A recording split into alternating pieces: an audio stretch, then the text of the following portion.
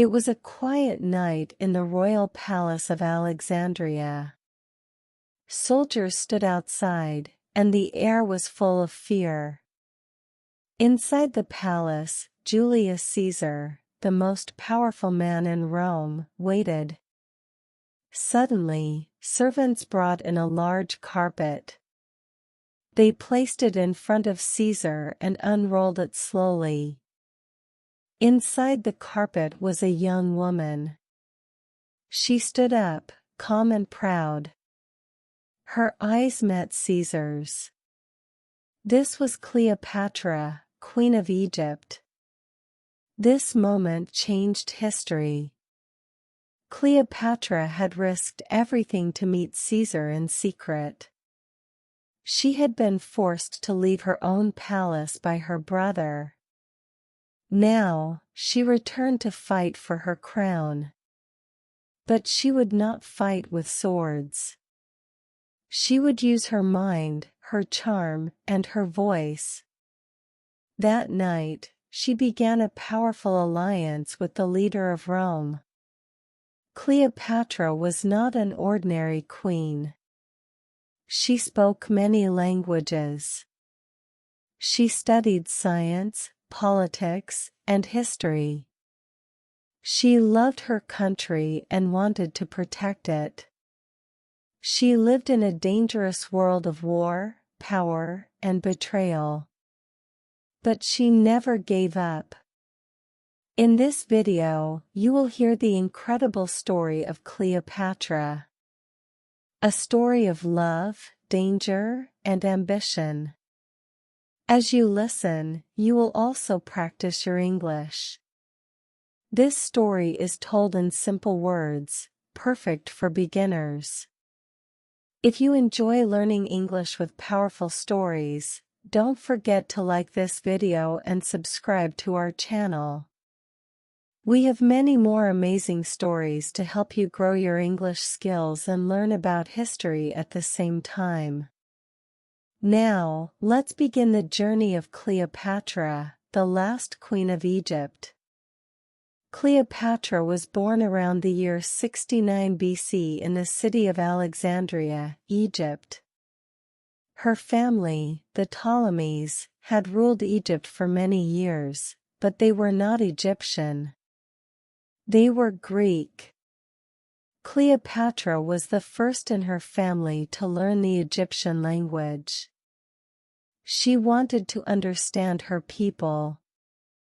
This made her different.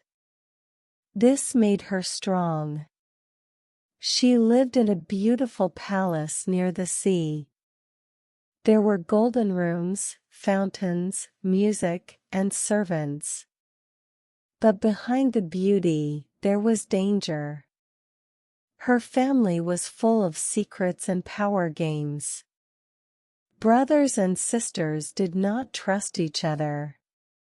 Many times, they fought to control the throne. Some even poisoned their own family. Cleopatra watched and learned. She read books in the great library of Alexandria. She listened to teachers and learned about math, medicine, and politics. She knew that knowledge was power. She also learned how to speak to people, how to listen, and how to lead. Even as a child, Cleopatra was preparing to become a ruler.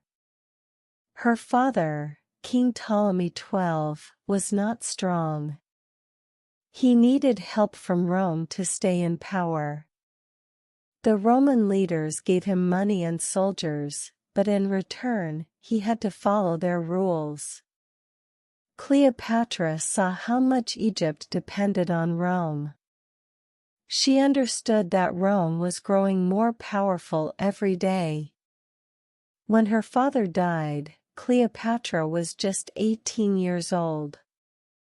She became queen, but not alone. She had to share the throne with her younger brother, who was only 10 years old. His name was also Ptolemy. By tradition, they were supposed to rule together and even marry. But Cleopatra did not want to be a queen in name only. She wanted to lead. The court was soon full of tension. Her brother's advisors didn't like Cleopatra. They told him she was too bold, too smart, and too strong. They said she was dangerous. They feared her voice, her ideas, and her power. So, late one night, they made their move. Soldiers came to the palace. Cleopatra was told to leave. She had no time to fight, no army to protect her. In just a few hours, the young queen was pushed out of her own home. She stood in the desert, far from the golden palace, watching the city lights disappear in the distance. Her brother had taken everything. But Cleopatra was not broken. She was watching. She was waiting. And she was ready to fight for her crown. Cleopatra was now far from the palace, but she was not alone. She had loyal friends and smart advisors. She moved to the east of Egypt and began to plan. She sent secret messages. She asked for support. She watched and waited for the right moment to return. Then came news from the west. Julius Caesar, the great Roman general, had arrived in Alexandria. He came to bring peace between Cleopatra and her brother. But Cleopatra knew this was her chance. Caesar was powerful. If she could speak to him, she could win his support. But the palace was full of guards, and her enemies were inside. Cleopatra made a bold decision. She could not walk into the palace. It was too dangerous. So she came up with a plan that would become one of the most famous moments in history. She had herself wrapped in a carpet, tight and small. 2 servants carried the carpet into the palace and placed it in front of Caesar. They told the guards it was just a gift. When the carpet was unrolled, Cleopatra appeared before Caesar. Calm, proud, and fearless. She looked him in the eye and spoke with confidence. Caesar was surprised, but also impressed. He had never seen a queen like this. She was not begging. She was not afraid. She came with strength, with beauty, and with intelligence. That night, they talked for hours. Cleopatra told Caesar her story, how she had been forced from her throne, how she loved Egypt, and how she wanted to rule with wisdom and peace. Caesar listened. He saw that she was not only a queen. She was a leader. In the days that followed, Caesar made his choice. He declared that Cleopatra would return to the throne. Her brother, angry and afraid, refused to accept this. War broke out in Alexandria. The palace became a battlefield. Fire spread through the city. Even the great library of Alexandria was damaged. But Cleopatra stayed close to Caesar. She did not run. She stood with him and showed the strength of a true queen. After many days of fighting, her brother tried to escape but drowned in the Nile River. The war was over. Cleopatra had won. She was queen again. Now, she ruled not just with a crown, but with Caesar by her side. Cleopatra was queen again. The palace was hers. The city was calm. The people of Egypt watched her closely. Some were unsure about her connection with Rome. Others were happy to see a strong ruler on the throne. But Cleopatra had one goal: to bring peace and power back to Egypt. She began to rebuild what had been lost in the war. She repaired temples, helped farmers, and made sure the markets were full. She also worked to make Egypt richer through trade. She was not only a queen sitting on a throne. She was a ruler who worked every day for her country. Julius Caesar stayed in Alexandria for many months.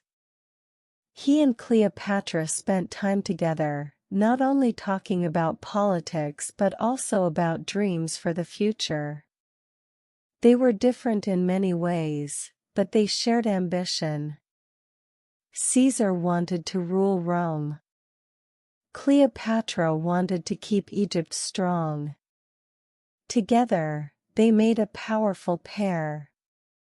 Then something happened that made their bond even stronger. Cleopatra had a baby. A son.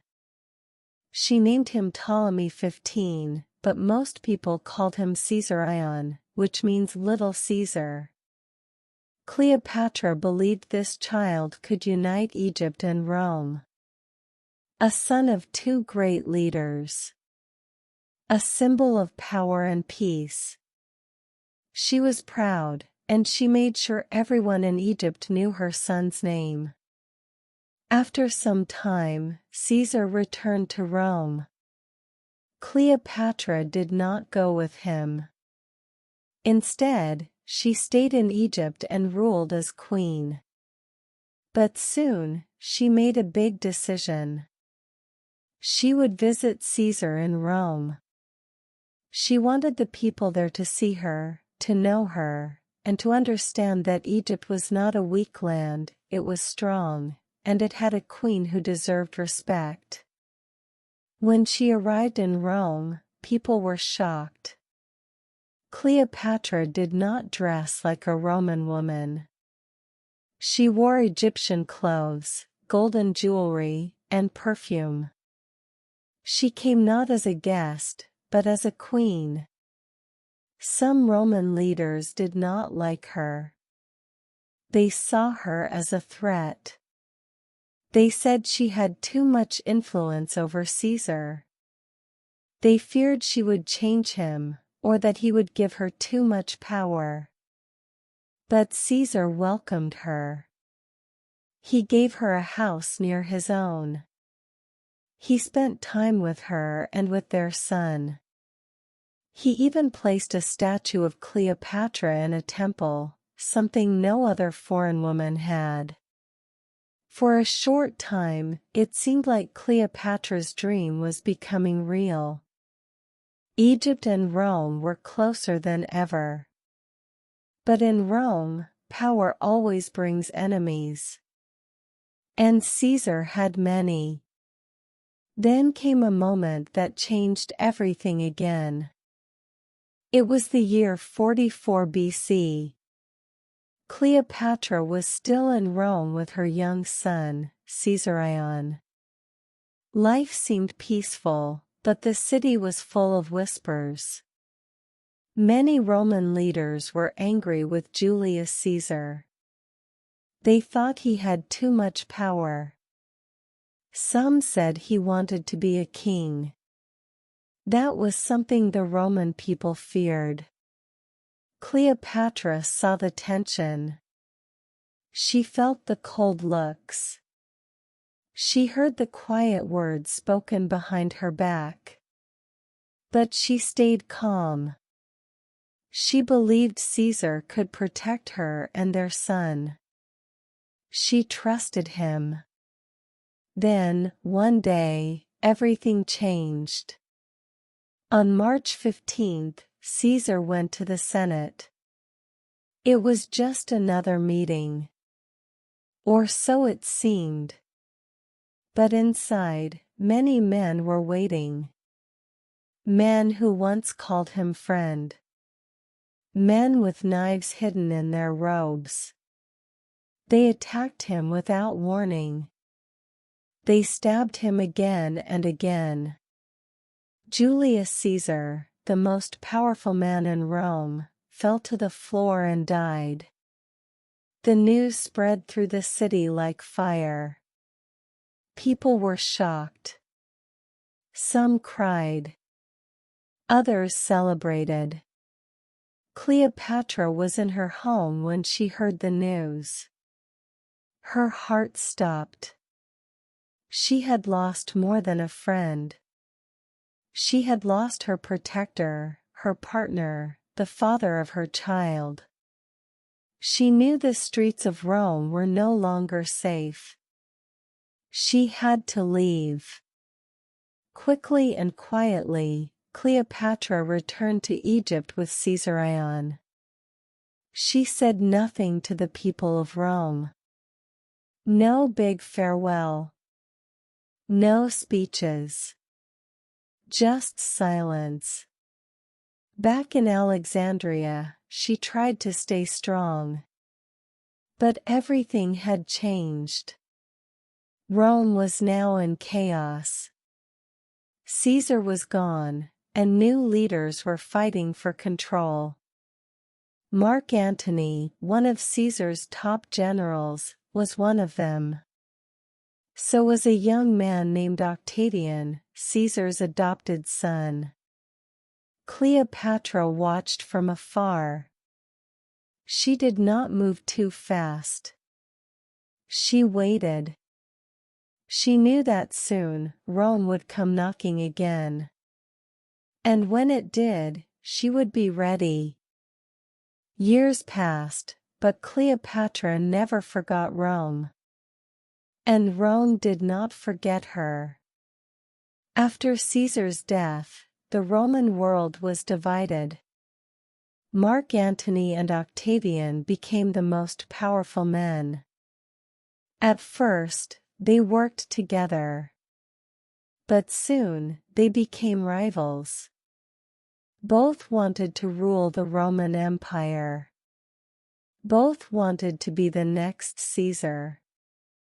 In the year 41 BC, Mark Antony sent for Cleopatra.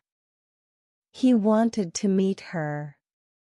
Some say he wanted her help. Others say he wanted to see if she was a threat. Cleopatra saw this as another moment to act. She remembered how her charm, intelligence, and courage helped her before. Now, she would use them again. She did not arrive as a servant or a visitor. She came as a queen. She sailed up the river in a golden boat. The sails were purple. Musicians played soft music. Perfume filled the air. Cleopatra sat dressed as the goddess Isis, shining in the sun. People stopped to watch. Soldiers stood still. Even Mark Antony was speechless. When they met, Cleopatra did not bow. She looked him in the eyes and spoke with calm strength. Antony was impressed. He had met many rulers, but no one like her. Soon, they spent more time together. They talked about Egypt, Rome, and the future. They shared dinners, games, and laughter. Their bond grew stronger. It was not just politics now. It was also love. Antony followed Cleopatra back to Egypt. For a time, they ruled together. He helped her keep Egypt safe, and she gave him support in his battles. They lived like gods, with great parties, food, and music. They had twins, a boy and a girl. Later, they had another son. Cleopatra believed they could rule the world together, her from Egypt, and Antony from Rome. But not everyone in Rome agreed. Octavian was watching. He did not trust Cleopatra. He said Antony had forgotten his duty to Rome. He said Cleopatra had turned him against his own people. Slowly, the anger in Rome grew. Cleopatra knew a new storm was coming. But she had faced storms before. This time, she would not run. She would stand beside Antony, ready for whatever came next. The tension between Mark Antony and Octavian grew stronger every day. Rome was no longer big enough for both of them. Octavian said Antony was not loyal. He told the Roman people that Cleopatra had stolen his heart and his mind. He called her a danger to Rome. Antony did not listen. He stayed in Egypt with Cleopatra. Together, they made plans. They prepared their armies and ships. They believed they could defeat Octavian and rule the Roman world. In the year 31 BC, war began. Cleopatra gave ships, gold, and soldiers to Antony. She stood by him, ready to fight. The final battle took place at sea, near a place called Actium. It was one of the most important battles in history. Antony and Cleopatra's ships faced Octavian's navy. The sea was filled with sails, smoke, and fire. Cleopatra commanded her ships with courage. But the battle turned against them. Octavian's forces were stronger, faster, and better prepared. In the middle of the battle, Cleopatra's ship pulled away. Some say it was part of the plan. Others say it was fear. When Antony saw her leaving, he followed. His men lost hope. Without their leaders, the rest of the army fell apart. The war was lost. Cleopatra and Antony returned to Egypt. Their dream of ruling together was broken. Octavian was coming for them. They had little time. The palace, once full of music and light, became quiet. Fear filled the halls. Still, Cleopatra did not surrender. She began to prepare for what could be her final days. She met with her advisors. She hid treasures. She wrote letters. She thought about how to protect her children. But deep inside, she knew the end was near. Mark Antony was heartbroken. He had lost the war. He had lost the future. He heard a terrible rumor that Cleopatra had died. His world collapsed. Without hope, he took his sword and fell on it. But the rumor was false. Cleopatra was still alive. Cleopatra held Antony in her arms. He was bleeding, weak, and dying. When he saw her, he cried. "I thought you were gone," he said. She kissed him and whispered, "I am still here." But not for long.